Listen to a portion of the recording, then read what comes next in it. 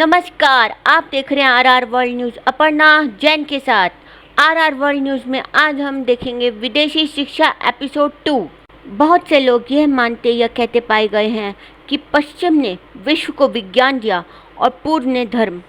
दूसरी ओर हमारे ही भारतीय लोग यह कहते हुए भी पाए गए हैं कि भारत में कोई वैज्ञानिक सोच कभी नहीं रही। ऐसे लोग अपने अधूरे ज्ञान का परिचय देते हैं या वे भारत विरोधी हैं। विदेशी शिक्षा पर आज हमारे साथ चर्चा करेंगे आचार्य श्री विनोद बिहारी जी शास्त्री, जो कि राजस्थान सरकार में संस्कृत के प्रोफेसर पद पर प्राचार्य पद पर कार्यरत होकर सेवानिवृत्त हुए हैं। नमः शिवाय। वैदिक शिक्षा विश्व की धरोहर है। ऋग्वेद उसका उद्गम स्थल है, अग्नि उसका संदेश वाहक है।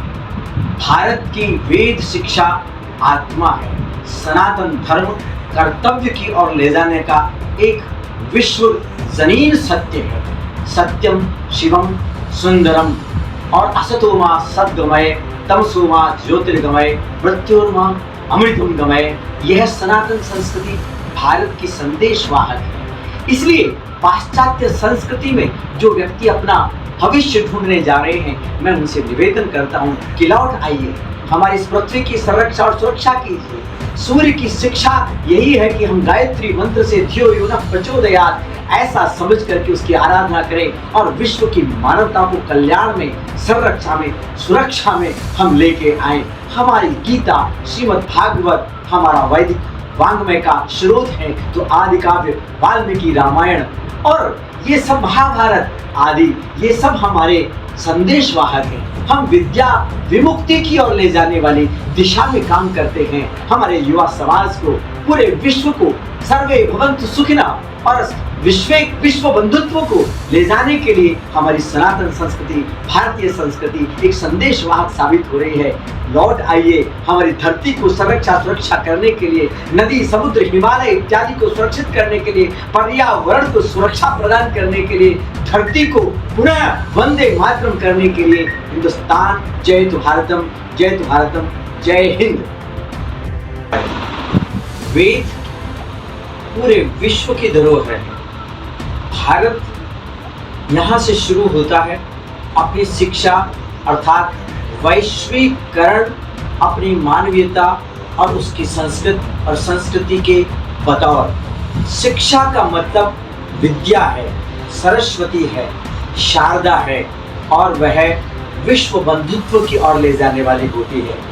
यहाँ पशु, मानव, देव, राक्षस सबको अपने आप में एक अपने प्रेरणा, एक ऐसा स्रोत जो उसमें मानवीय संस्कृति की संरक्षा और सुरक्षा का भाव हो। तो नदी, समुद्र, पर्वत वैश्वीकरण की दिशा में हमें ये सब हमारे संरक्षक हैं। भगवान शिव उसके आद्य प्रणेता हैं। हमारे शिक्षा के मूल में भारतीय संस्कृत, भारतीय वैदिक वांग्मय, भारतीय संस्कृति और उसके चारों वेद और उपनिषद, पुराण, महाभारत, गीता, श्रीमद् भागवत आदि उसके निरंतर प्रवाह हैं। तो गंगा, यमुना, नर्मदा, सिंधु, सागर आदि उसके शिक्षा के अवगाहन करने के हमारे माध्यम हैं। यह अहिंसक और अपने आप में सुरक्षा के साथ साथ धर्म अर्थात कर्तव्य की ओर उन्मुख करने वाली है।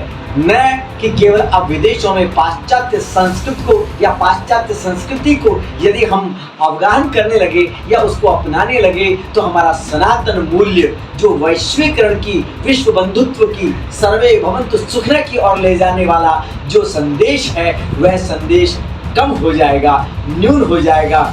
इसको न जाने दें। हमारे भारतीय शिक्षा, संस्कृति और सनातन धर्म की ओर, जिसमें विश्व मानवता का संदेश छुपा हुआ है, उसकी संरक्षा का, सुरक्षा का संदेश छुपा हुआ है।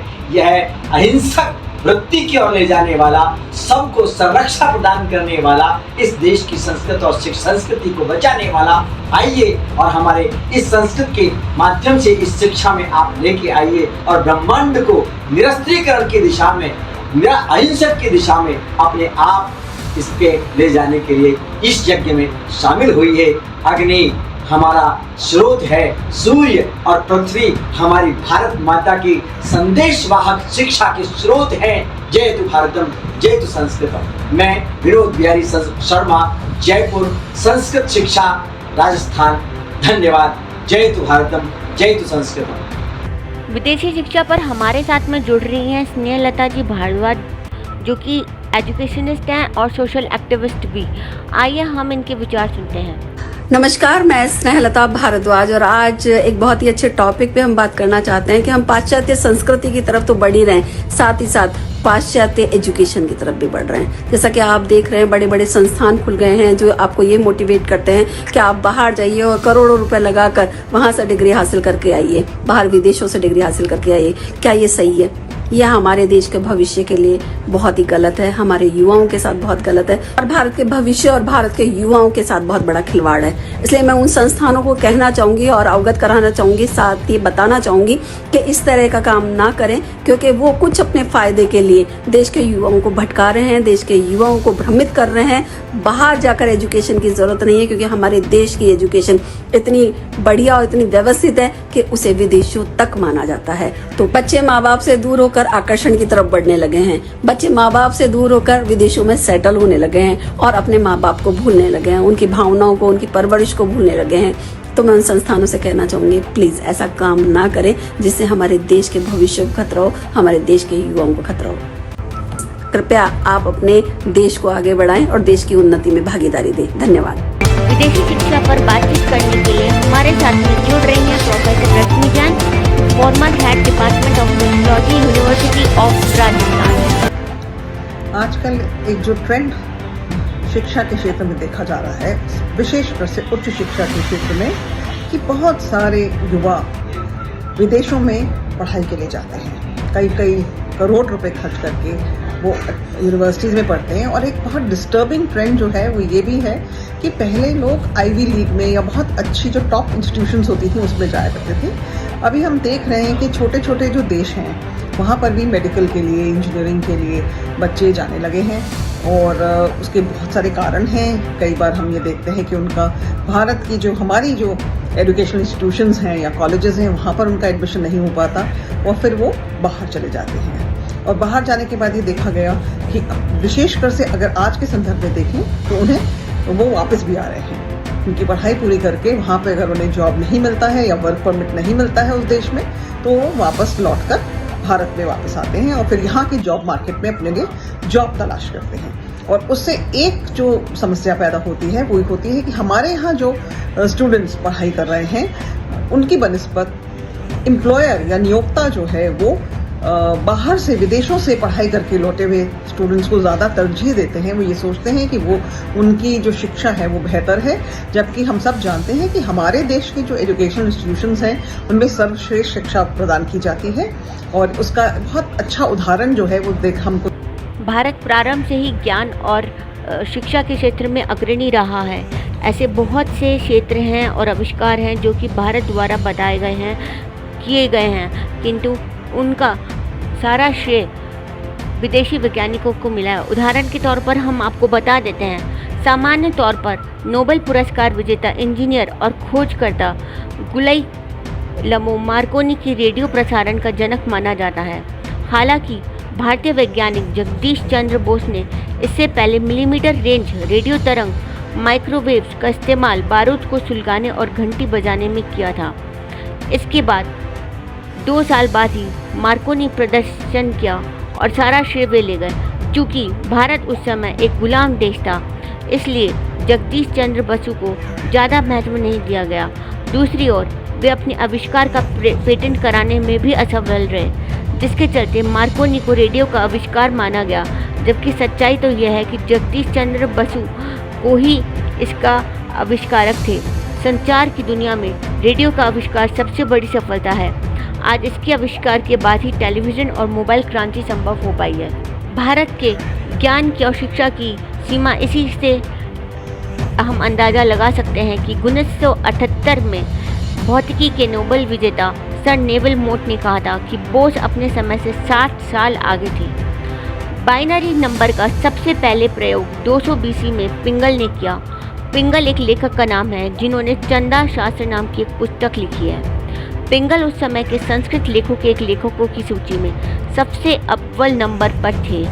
हम में से कई लोगों को नहीं पता है कि बाइनरी कोड की शुरुआत भी हमारे भारत से ही हुई थी। हमें लगता है कि बाइनरी कोड का आविष्कारक किसी विदेशी सांख्यिकी ज्ञाता का है, लेकिन नहीं, ये भारतीय सांख्यिकी ज्ञाता की ही खोज है। शुरू से ही भारत शिक्षा, ज्ञान और आविष्कार के क्षेत्र में अग्रणी रहा है, क्योंकि जो चीज़ें विदेशी वैज्ञानिक खोज करके, सोच करके, समझ करके करते हैं, वे हमारे ऋषि मुनियों ने पहले से ही अपने वेदों के द्वारा हमें ज्ञान दिया है। आइए अब हम बात करते हैं पेन की, वो पेन जिससे हम लिखते हैं। इसमें एक बहुत ही नुकीली पेन की लकड़ी की तरह डुबोकर लिखा जाता रहा है। पेन का आविष्कारक ऐसे तो विदेशी वैज्ञानिकों को ही माना जाता है, किंतु स्याही का प्रयोग शुरुआत से ही दक्षिण भारत में बहुत प्रचलित रहा है। लिखने के उद्देश्य को पूरा करने के लिए स्याही का आविष्कार किया गया था, जो कि भारत द्वारा था। सबसे पहले भारत में ही स्याही का आविष्कार करने के लिए कार्बन पिगमेंट का उपयोग किया गया, जिसे मौसी कहा जाता था। प्राचीन समय में मोर के पंख के नुकीले तरह की स्याही में डुबोकर पन्नों पर लिखा जाता था। इसके बाद धीरे धीरे पेन का आविष्कार हुआ और कई तरह की कलम से लिखने की सहायता मिली। पेन का आविष्कार लेविस की वाटरमैन ने किया था, ऐसा माना जाता है, किंतु सामाजिक तौर पर देखा जाए तो पेन का आविष्कार बिना स्याही के नहीं हो सकता था और उसको लिखने का और स्याही का आविष्कार करने का श्रेय पूरी तरीके से भारत को ही जाता है। धातु और स्टील की खोज बहुत पुराने समय में भारत में कर ली गई थी। लगभग 2000 साल पहले पश्चिम में इस बात को समझा गया। ऐसा कहा जाता है कि पूरी दुनिया में सबसे पहले कश्मीर में ही धातुकर्म का कार्य शुरू हुआ और सबसे पहली बार ये खोजा गया कि बिना आइस के लोहे का काम किया जाना असंभव है। स्टील की एक ऐसी धातु है जिसमें जंग नहीं लगता एवं सालों साल खराब नहीं होती, और इसलिए आज के लोग स्टील का प्रयोग सर्वाधिक मात्रा में करने लगे हैं। तो जैसा कि हम लोग सोचते हैं कि भारत अशिक्षित देश है तथा वहाँ पर ज्ञान की कमी है, तो यह सिर्फ एक मिथ है जो कि विदेशी वैज्ञानिकों द्वारा, विदेशी लोगों द्वारा मनगढ़ंत बातें बता करके कही जा रही है, ताकि प्राचीन इतिहास को, भारत के प्राचीन इतिहास को, भारत के विज्ञान को, भारत के ज्ञान को, उसके वेदों को मिटाया जा सके। आज के लिए इतना ही। मिलते रहेंगे अपर्णा जैन के साथ RR वर्ल्ड न्यूज़ में। नमस्कार।